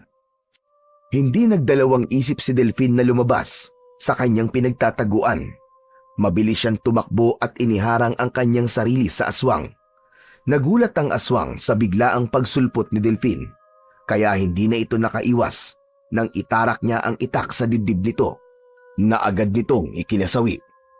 Nagmamadaling lumapit si Delphine kay Fidel. Kaya mo bang tumayo? Kaya ko po, Mang Delphine. Sinubukan ni Fidel na tumayo, ngunit sa unang hakbang pa lang ay bumagsak itong muli. Hindi mo na kayang umakyat sa bundok sa ganitong kalagayan. Mas mabuting magtungo tayo sa bahay ni Kapitan Rigor. Doon na muna natin gagamutin ang sugat mo. Walang nagawa si Fidel kundi tanggapin ang mungkahi ni Delphine. Inalalayan ito ni Delphine sa pagtayo hanggang sa paglalakad. Labis ang pag-aalala na nararamdaman ni Delphine ng sandaling yun para kay Fidel. Nang marating ni na Delphine ang bahay ni Kapitan Rigor, ay malakas niyang kinatok ang pinto roon. Narinig nila ang yabag ng paa mula sa loob at hindi nagtagal ay bumukas ang pinto at agad na bumakas ang gulat sa mukha nito nang makita sina Delphine at Fidel. Aba! Delphine! Fidel! Ano nangyari? Pinalaban ko si Fidel sa isang aswang sa gubat bilang bahagi ng kanyang pagsasanay. Nasugatan siya ng aswang sa hita at sa tingin ko ay malalim. Hindi na namin kayang umakyat sa bundok, kaya dito ko na siya dinala para magamot. Hindi na nagtanong pa si Kapitan Rigor at mabilis silang pinapasok nito sa loob ng bahay. Inihiga ni Delphine si Fidel sa isang kahoy na bangko, habang si Kapitan Rigor naman ay nagmamadaling kumuha ng palangganang may tubig at gamot na ugat. Lumuhod si Delphine sa tabi ni Fidel at tinignan ang sugat ni Fidel sa hita. Labis siya nag-alala dahil bumubulwak ang dugo roon. Kailangan kong wasakin ang pantalon mo para makita natin na maayos ang sugat. Sige po, kayo na pong bahala, Mang Delphine. Kinuha ni Delphine ang balaraw at mabilis, ngunit maingat na hiniwa ang tela ng pantalon ni Fidel at doon niya nakita na malalim talaga ang sugat nito. Ngunit sandali lang na tumuon ang pansin ni Delphine sa sugat ni Fidel. Ngunit nalipat ang atensyon niya sa malaking balat o birthmark sa hita ni Fidel sa ibabaw ng sugat at may dalawang nunal. Nanlalamig na napatingin si Delphine kay Fidel. Nasa ganun silang tagpo nang bumalik si Kapitan Rigor. May dalang maliit na palanggana at telang panlinis ng sugat. Lumingon si Delphine kay Kapitan Rigor. Rigor, alam mo bang may balat sa Fidel sa hita na may dalawang nunal sa ibabaw? Hindi ko alam yan, Delphine. Sandali. Hindi ba't ang anak mong si Arman ay meron din ganong palatandaan? Teka po, ano po bang nangyayari? Muling humarap si Delphine kay Fidel at huminga siya ng malalim. Bahagyang nanikip ang dibdib niya at mabilis ang pagtibok ng kanyang puso. Ang anak ko, si Arman, inakala kong patay na siya noon pa. Pero may tanda siya sa hita na eksaktong kagaya ng sayo, Fidel. Anong pangalan ng nanay mo? Sonia po. Sonia po ang pangalan niya. Nanlalambot na napaupo si Delphine sa tabi ni Fidel. Fidel, anak kita. Ikaw ang anak ko, Fidel. At ako ang tatay mo. Napatitig si Fidel kay Delphine. Unti-unting tumulo ang luha sa mata ni Delphine habang inabot niya ang balikat ng binata. At sa wakas, hindi na nag-atubili pa si Delphine at mahigpit niyang hinagkan ang kanyang anak na matagal na niyang hindi nakita at nakasama. Naging matagal ang yakap na yon. Makalipas ang ilang sandali ay kumalas si Delfin sa maigpit niyang pagkakayakap sa kanyang anak na si Fidel. Sinipat niya ang mukha ng binata at pilit na inalala ang mukha nito nung bata pa ito. Hindi pa rin siya makapaniwala. Ang batang inakala niyang matagal ng patay, ang batang iniyakan niya noon sa gitna ng madilim na gabi, ay nasa kanyang harapan na. Nagtama ang kanilang mga mata. May halong pag-aalinlangan sa mukha ni Fidel. "Kayo po ba talaga ang tatay ko?" "Oo, Fidel. Sigurado ako na ikaw ang anak kong si Arman. Hindi ako maaaring magkamali. Kaya pala ibang pakiramdam ko sa'yo nang una kitang makita. Nung una, akala ko dahil lang sa galing mo at sa tapang mo. Pero iba, Fidel. Iba talaga ang pakiramdam ko." Saglit na namayani ang katahimikan sa pagitan nilang tatlo. Maging si Kapitan Rigor ay tahimik na nakamasid na parang hindi rin alam kung paano sasalubungin ang natuklasang katotohanan. "Ano ka na buhay? Alam ko, namatay ka. Pati ang nanay mo, sa kamay ng aswang." Nung bata pa po ko, bago namatay si nanay, ay may iniabot po siya sa akin isang sulat. Sabi niya, kung sakaling dumating ang araw na makita ko ang tatay ko, ibigay ko raw sa kanya. Baka po nandun ang kasagutan sa lahat ng tanong natin. "Ulat? Hindi ko pa po binubuksan ang sulat na yon gaya ng bili ni nanay. Nasaan ang sulat na sinasabi mo?" Nasa gamit ko po doon sa bundok." Agad na nagpalitan ng tingin sina Delfin at Kapitan Rigor. Alam nilang hindi sila maaaring mag-aksaya ng oras. "Kailangan bumalik tayo ngayon sa bundok." "Pero sandali lang, Delfin. Hindi pa magaling ang sugat ni Fidel." "Kaya ko na po maglakad. Huwag niyo po akong alalahanin." Tinignan ni Delfin ang nakangawing si Fidel. Namumutla ito sa sakit ng sugat nito sa hita, pero kita rin sa mga mata nito ang matibay na determinasyon. Napabuntong hininga si Delfin. "Hindi tayo aalis nang hindi mo na ginagamot ang sugat mo. Kapag napabayaan yan, ay baka kung ano pang mangyari sa'yo." Mabilis na kumilos si Kapitan Rigor at binasa ang isang piraso ng malinis na tela at pinigayon bago idiin sa sugat ni Fidel. Napapikit si Fidel at napakapit sa gilid ng bangko. Matapos linisin ang sugat, kumuha si Delfin ng antiseptic at nilagyan ang sugat ni Fidel para makaiwas sa impeksyon bago niya yun lagyan ng benda. "Kaya mo ba talaga maglakad, anak?" "Kaya ko po." "Aalalayan ka na lang namin ni Rigor. Tara na." Maingat na inalalayan ni na Delfin at Kapitan Rigor si Fidel. Lumabas silang tatlo sa bahay na yon at nagsimulang maglakad pabalik sa kubo ni Mang Delfin upang tignan ang sulat na iniwan ng asawa ni Delfin. Madilim pa rin nang marating nila Delfin, Fidel at Kapitan Rigor ang kubo sa tuktok ng bundok. Bago pumasok, saglit na lumingon si Delfin sa paligid upang masiguro na walang ibang nakasunod sa kanila.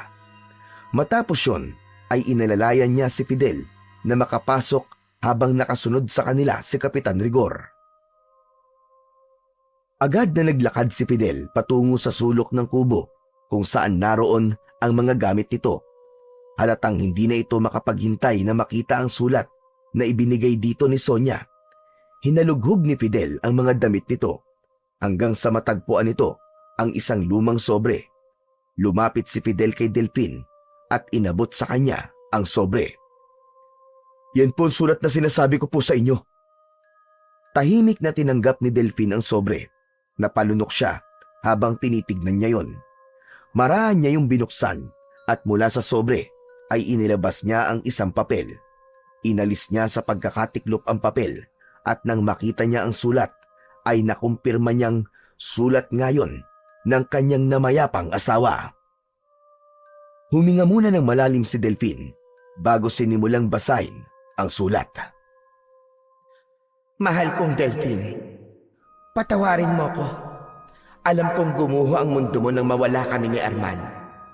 Pero hindi ko alam kung gaano kahirap para sa akin ang ginawa kong desisyon. Pinili kong lumayo, hindi dahil hindi kita mahal, kundi dahil natatakot ako mapahamak ang anak natin. Alam kong bilang isang manunugis, maraming kaaway ang laging nakabantay sa bawat galaw mo. Ayokong gamitin nila si Arman laban sa'yo. Alam kong mahirap paniwalaan, pero sinadya kong mag-iwan ng dugo ang damit sa gubat upang isipin mong patay na kami. Ginawa ko yun upang tuluyan mo kaming makalimutan. Nagdesisyon din akong palitan ng pangalan ni Arman at tinawag ko siyang Fidel. Hindi ko gustong burahin ang nakaraan natin, pero gusto kong bigyan siya ng bagong simula. Pero kahit na anong gawin ko, alam kong darating at darating ang araw na magkikita kayo. At kapag dumating ang araw na yun, gusto kong malaman mo ang totoo. Mahal na mahal kita, Delphine. Mahal na mahal kita. At higit sa lahat, mahal na mahal ko ang anak natin. Patawarin mo ko, Delphine. Patawarin mo ko. Dahan-dahang bumaba ang papel mula sa nanginginig na kamay ni Delphine. Hindi niya namalayang tumulo na pala ang kanyang luha. Walang salitang lumabas mula sa kanyang bibig. Hindi niya alam kung ano ang dapat niyang maramdaman ng sandaling yun. Ngunit isa lang ang sigurado siya, at yun ay anak nga niya si Fidel. At ito, si Arman. Muli niyang tinignan si Fidel.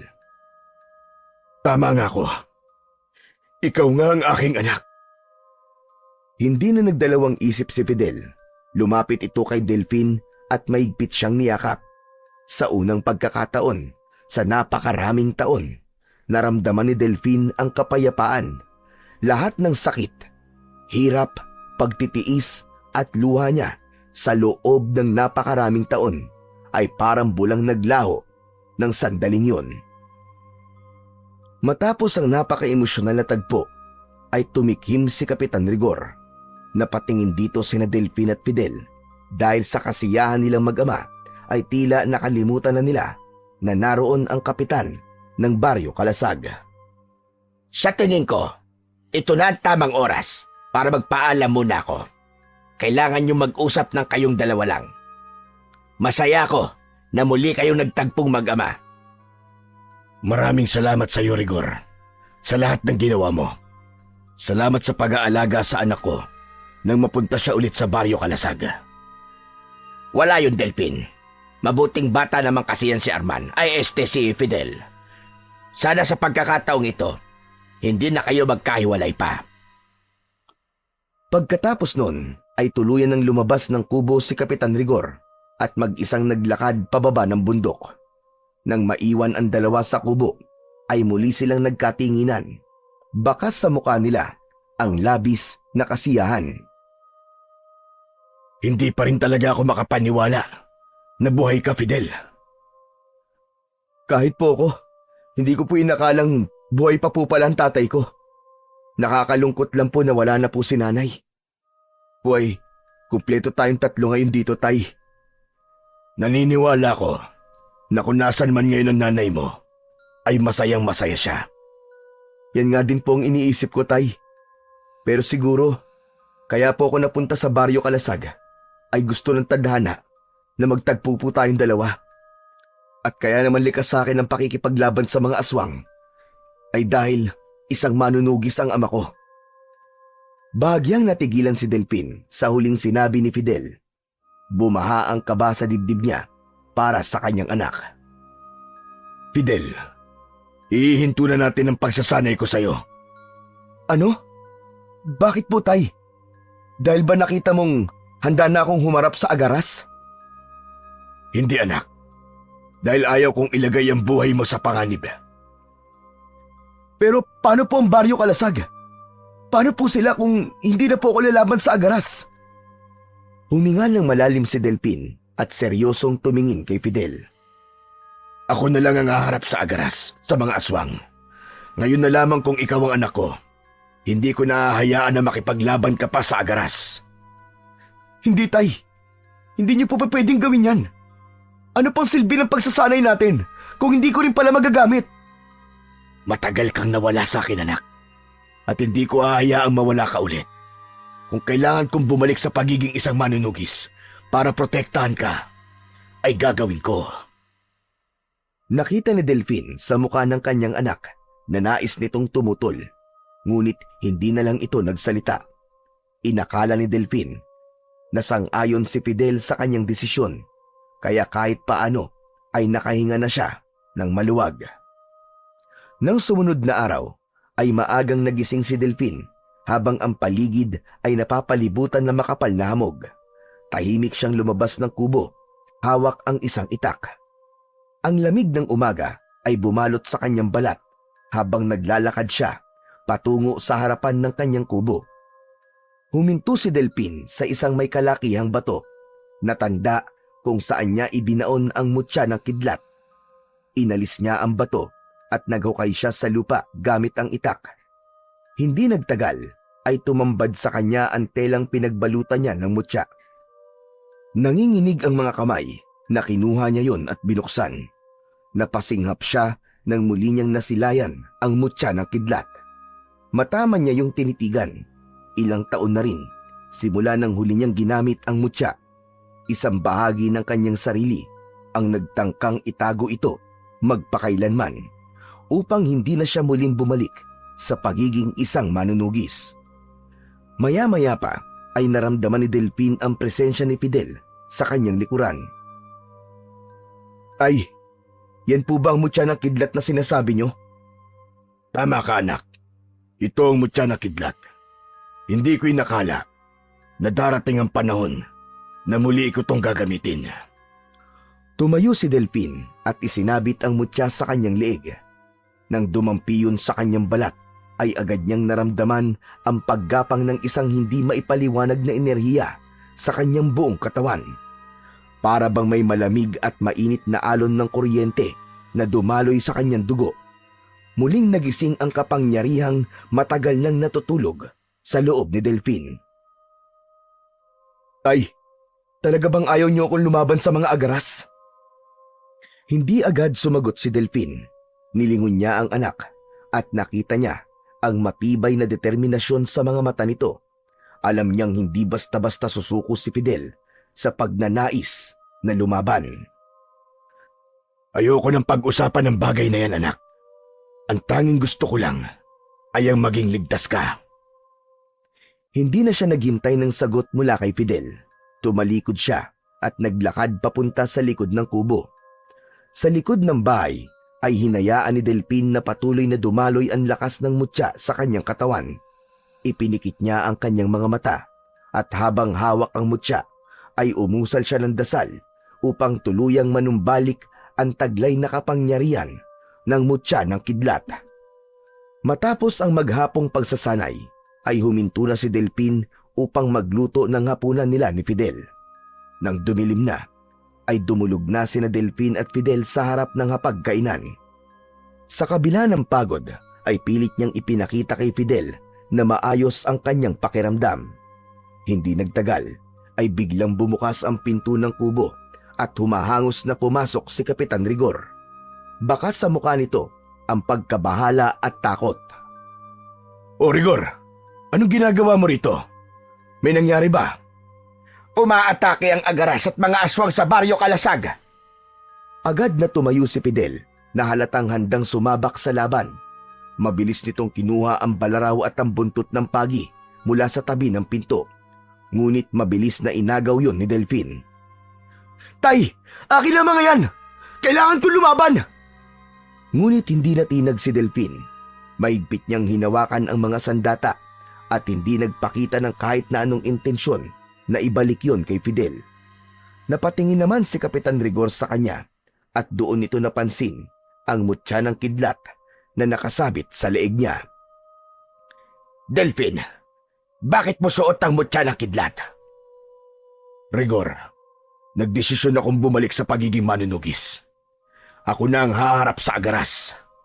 Kung ganon, dalawa kayo ni Fidel na lalaban. Hindi, Rigor. Ako lang ang lalaban. Pero tay, Hindi, Fidel. Hindi kita hayaang mapahamak. Hindi mo kailangan lumaban. Ako ang haharap sa agaras. Kaya ko siyang tapusin dahil hawak ko ang mutya ng kidlat. mariin ang boses ni Delphine at puno ng otoridad, habang bakas naman sa mukha ni Fidel ang matinding pagtutol. Hindi ka aalis sa kubong ito, Fidel. Nagkakaintindihan ba tayo? Opo, Tay. Matapos yon, ay inaya na ni Delfin si Kapitan Rigor na magtungo sa Baryo Kalasag. Mabilis ang mga hakbang nila at nang malapit na sila sa paanan ng bundok ay narinig nila ang malayong sigaw mula sa baryo. Habang patuloy sa paglalakad si Delfin, ay naramdaman niya ang malakas na pagkabog sa kanyang dibdib. Pero hindi yun dahil sa takot, kundi dahil sa pananabik. 20 taon na ang nakalipas mula noong huli niyang hinarap ang mga nilalang ng dilim. Matagal niyang itinanggi sa sarili ang pagiging isang manunugis. Ngunit ngayong hawak na niyang muli ang mutya ng kidlat, alam niyang hindi na siya maaaring umatras. Muli siyang lalaban at sa gabing ito, ipapakita niya sa Agaras at sa lahat ng mga aswang na nagkamali ang mga ito ng baryong Ginambala. Pagdating ni Delfin at Kapitan Rigor sa Baryo Kalasag, ay nakita nila ang ilang kalalakihan na nahihirapang labanan ng Agaras at ang mga aswang. Tumiim ang bagang ni Delfin nang makita ang Agaras. Malaki ang katawan nun na halos doble ng pangkaraniwang tao. Maitim ang balat ng Agaras at merong malalaking sungay sa ulo na bahagyang nakakurba. Ang matulis na mga kuko nito ay parang mga patalim na handang punitin ang laman ng kahit na sino magtatangkang humadlang dito. Rigor, ako nang bahala sa Agaras. Pagtuunan niyo ng pansin ang mga pangkaraniwang aswang. Dahil ang mga aswang na nandito ay nasa ilalim ng kapangyarihan ng Agaras. Kapag napatay ko ang Agaras, sigurado akong tapos na ang laban. Wala nang sinayang na oras si Delfin. Agad niyang nilapitan ang Agaras habang tangan ang buntot ng pagi sa isang kamay at ang balaraw naman sa kabila. Nakatayo ang halimaw sa gitna ng kalsadang puno ng dugo ang katawan. Buong lakas na hinampas ni Delfin ang likod ng Agaras gamit ang buntot ng pagi. Nag-iwan yun ng malalim at maitim na marka sa balat ng halimaw. Napalingon ng Agaras at walang paligoy-ligoy na sumugod si Delfin at itinarak niya ang balaraw sa dibdib ng Agaras. Bumagsak ang Agaras sa lupa, ngunit agad din itong tumayo na parang walang nangyari rito. Mas lalo itong nagalit at mas lalong naging mabagsik. Sa isang iglap, sumugod ang Agaras gamit ang matutulis na mga kuko upang sunggaban si Delfin. Naiwasan naman yun ni Delfin, pero hindi niya naiwasan ang pangalawang pagkalmot nito na gumuhit sa kanyang braso. Napangiwi sa sakit si Delfin, ngunit hindi siya natinag. Sinubukan niyang umatake muli ng mas mabilis at pinuntirya niya ang leeg ng Agaras. Ngunit nagawang mahawakan ng Agaras ang kanyang braso at malakas siya nitong itinapon sa lupa. Pagbagsak ni Delfin ay nagmamadali siyang bumangon, ngunit bago pa siya nakapwesto ng maayos, muling sumugod ang Agaras sa kanya. Isang malakas na suntok ang tumama sa kanyang sikmura. Napaigik siya ng dahil sa sakit at nakaramdam siya ng pagkakapos sa kanyang paghinga. Sunod-sunod ang naging pag-atake ng Agaras. Kinalmot nito si Delfin sa tagiliran at balikat. Dahil doon ay bumagal ang kilos ni Delfin. Napagtanto niya na dahil sa kanyang edad ay hindi na siya gaya ng kabataan niya na mabilis at malakas pa. Hanggang sa isang malakas na suntok ang tumama sa kanyang muka. Tumilapon siyang pasadsad sa lupa. Nang makita ng Agaras na hindi na kayang lumaban pa ni Delfin, ay tumalikod na ito upang harapin ang iba pang tao na naroon. Habang nakahandusay si Delfin, ay naramdaman niya ang panghihina ng kanyang katawan. Ang bawat sugat na natamo niya mula sa matatalas na kuko ng Agaras ay nagdulot sa kanya ng matinding kirot. Hirap siyang huminga at unti-unti nang lumalabo ang kanyang paningin. Hanggang sa biglang may lumuhod sa tabi niya at mahigpit na hinawakan ang kanyang balikat. Laking gulat ni Delfin nang makita niya ang anak na si Fidel. Fidel, anong ginagawa mo rito? Tay, ibigay niyo po sa akin ang mutya. Ako po ang lalaban sa Agaras. Hindi anak, hindi maaari, ayoko. Ako ang lalaban sa kanya. Kaya ko pa! Tay, wag na po matigas ang ulo nyo. Wala na po tayong oras. Hindi mo na kayang lumaban. Kapag hindi natin napatay ang Agaras ngayon, mamamatay ang lahat ng tao rito. Natigilan si Delfin sa sinabing yun ng kanyang anak na si Fidel. Mabilis siyang luminga sa paligid at nakita niya ang mga katawan ng patay na nagkalat. Mga sugatang kalalakihang pilit lumalaban sa natitirang aswang at mga babaeng umiiyak. Naikuyom ni Delfin ang kanyang mga kamay. Alam niya na tama ang kanyang anak at wala na siyang magagawa kundi hayaan itong lumaban. Mabilis niyang hinubad ang mutya ng kidlat sa kanyang leeg at inabot niya yon kay Fidel. Anak, gamitin mo yan ng tama. Kinuha ni Fidel ang mutya at isinuot sa kanyang leeg. Gumuhit bigla ang kidlat sa kalangitan at tumama yon sa katawan ni Fidel. Ngunit hindi man lang ito natinag. Napangiti si Delfin dahil alam niya na senyalis yun na tinanggap ng mutya si Fidel bilang bago nitong tagapangalaga. Inabot rin niya ang balaraw at buntot ng pagi sa anak. Anak, tapusin mo na ang halimaw na yon. Malaki ang tiwala ko sa'yo. Mabilis na tumayo si Fidel at hinarap ang Agaras. Hindi na naghintay si Fidel at mabilis nitong sinugod ang Agaras. Iniwasan nito ang malalaking kamay ng Agaras na muntik nang sumakmal sa kanya. Nakahanap si Fidel ng pagkakataon at mabilis na hinampas nito ang buntot ng pagi sa tagiliran ng aswang. Gumapang ang matinding galit sa mukha ng Agaras at sa isang iglap, naglaho ito at bigla itong lumitaw sa likuran ni Fidel habang nakataas ang matutulis nitong mga kuko. Ngunit naging mabilis naman ang paggalaw ni Fidel. Agad nitong hinawakan ang braso ng Agaras at ipinilupot ni Fidel ang buntot ng pagi sa mga braso nito. Hindi sinayang ni Fidel ang pagkakataon. Malakas nitong tinadyakan sa tiyan ang Agaras na naging dahilan para matumba ito sa lupa. Winasak ng Agaras ang buntot ng pagi na nakaikot sa mga braso nito at nagpakawala ito ng nakakakilabot na pag-angil. Hinablot ng Agaras sa leeg si Fidel at inihagis ito ng malakas. Lumipad si Fidel sa ere at bumagsak sa isang nakabaliktad na kariton. Nang tumayo si Fidel, ay ngumisi ang Agaras na parang nasisiyahan sa laban. Sumugod ang Agaras kay Fidel at dumepensa muna si Fidel. Ilang beses itong nakaiwas, ngunit ilang beses din itong nakalmot sa iba't ibang parte ng katawan.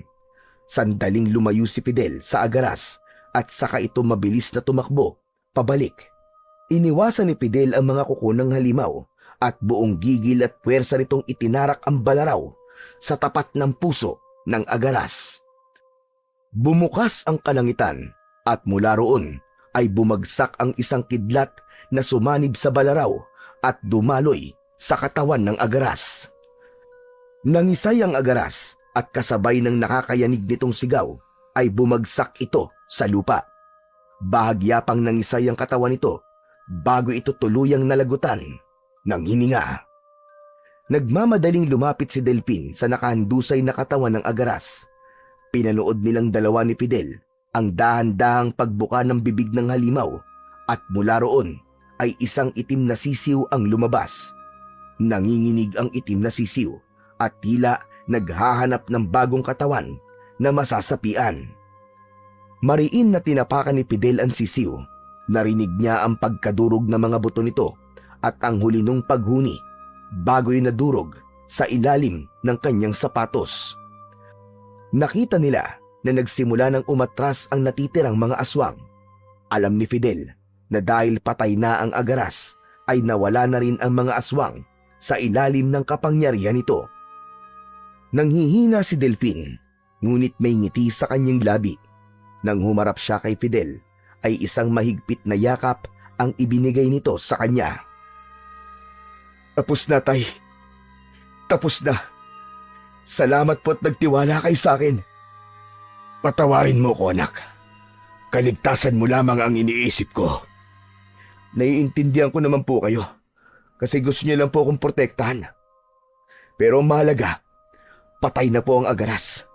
Tapos na po ang dilubyo sa lugar na ito. Pinagmamalaki kita, anak. Anak ka talaga ng teteng. Habang yakap ang anak, ay ramdam ni Delphin ang init ng tagumpay.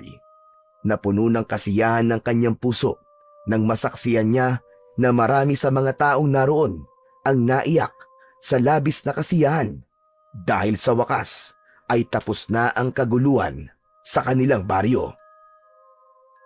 Matapos ang lahat ng nangyari, ay nagdesisyon na sina Delphin na bumaba ng bundok at bumalik na sa dati nilang bahay sa baryo Kalasag. Doon na siya nanirahan kasama si Fidel at ganap na niyang tinanggap na nakatakda talagang sumunod ang anak niya sa kanyang yapak bilang isang manunugis. Hindi niya na tinutulan ang kapalaran ni Fidel, bagkus ay buong puso niya itong sinalay upang mas lalo pa itong humusay sa pagpoprotekta sa bayan laban sa mga aswang. Simula rin noon ay nagbalik na ang kapayapaan sa baryo Kalasag. Nagkaroon ng masayang pagdiriwang sa baryo upang kilalanin si Delphin at ipaalam sa bagong henerasyon ang kanyang kabayanihan noon. Pinuri siya ng mga matatanda, habang hinangaan naman ng mga kabataan ang kanyang mga ginawa. Dito natutunan ni Delphin ang isang mahalagang aral, na hindi sa lahat ng oras ay kaya niyang akuin ang lahat ng pasanin at may panahon talaga na kailangang ipasa ang tungkulin sa mga susunod na henerasyon. Napagtanto ni Delphin na hindi niya dapat ipagkait kay Fidel ang pagkakataon na gampanan ang tunay na nakatadhana rito, na maging isang magiting na manunugis at kinatatakutan ng mga aswang na tulad niya.